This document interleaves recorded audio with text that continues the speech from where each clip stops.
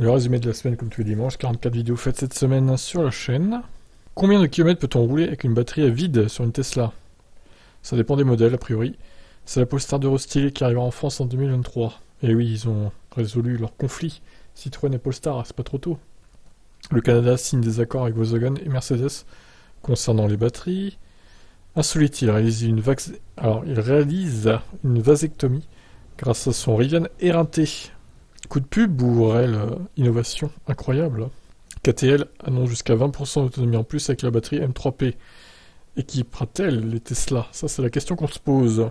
Un gros trajet avec le Kona électrique, 500 km sur une charge, et oui, sans mon charger entre les deux. Ça, c'est beau.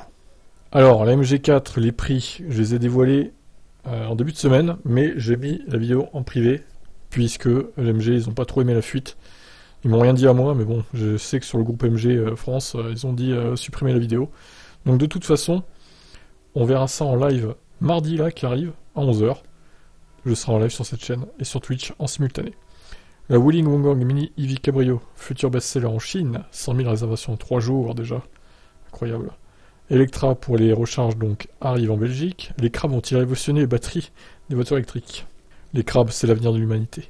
La MG4 en mode camouflage en Belgique, les tarifs bientôt dévoilés. Donc c'était une manière de vous parler un peu des tarifs, sans trop en dire. La Model 3 a sauvé la vie de cette famille. Bravo, c'est incroyable. Bravo Elon.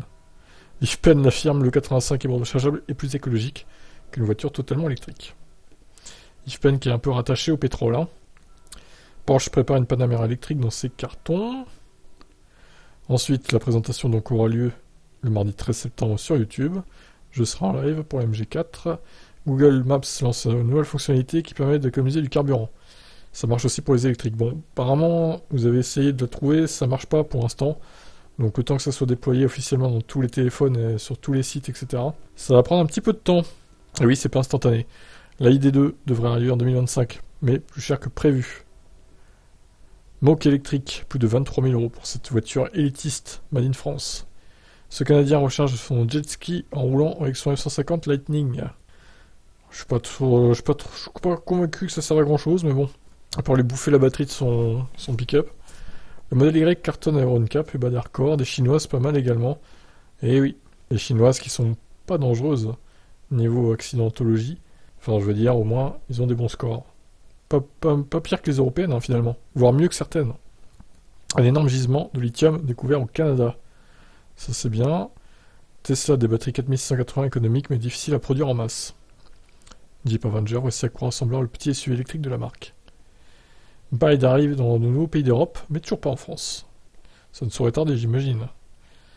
Jeep Wagoneer, le luxueux SUV électrique prévu pour 2026. Alors, le Jeep, ils ont dévoilé pas mal de choses. Hein. Tesla, le délire du FSD continue. Près de 20 000 € pour l'avoir au Canada. Et oui, tout va bien. Qui Europe se lance dans le recyclage de batteries, des vieilles batteries de ces Soul EV. Les Américains sont plus intéressés par l'achat d'une voiture Apple que d'une Tesla. Ok. Pour Greenpeace, Honda, Nissan et surtout Toyota sont accusés de faire du lobbying anti-climat. Et ils ont raison, je les soutiens pleinement. Du moins, dans ce qu'ils disent là. Le concept Renault 4L sera présenté au Mondial de l'Auto en octobre prochain. Le Moyen-Orient se lance dans le business des voitures électriques. Et oui, il y aura bientôt plus de pétrole du coup. Enfin, bientôt. C'est à relativiser quand même. Musk et Apple ont discuté pour rendre compatible Starlink avec les iPhones. Ford baisse le prix de la Mustang en Norvège afin de rester leader du marché. Bon, en vrai, ils sont pas. Ils disent qu'ils sont leaders, mais c'est pas trop le cas en fait. Hein. Alors, Trump, on doit se débarrasser des voitures électriques. Toujours des avis tranchés, hein, notre cher Donald. Combien de kilomètres d'autonomie pour passer à l'électrique? Voici la réponse du sondage. Alors, ils ont répondu 600, les gens à peu près. Hein. Ce qui est beaucoup quand même. Donc, en gros, les gens qui ont répondu, s'il n'y a pas une voiture électrique de 600 km d'autonomie, ils prennent pas, quoi. En dessous, ils prennent pas. Bon. Pourquoi pas? Tesla vise la construction d'une usine de raffinage de lithium au Texas.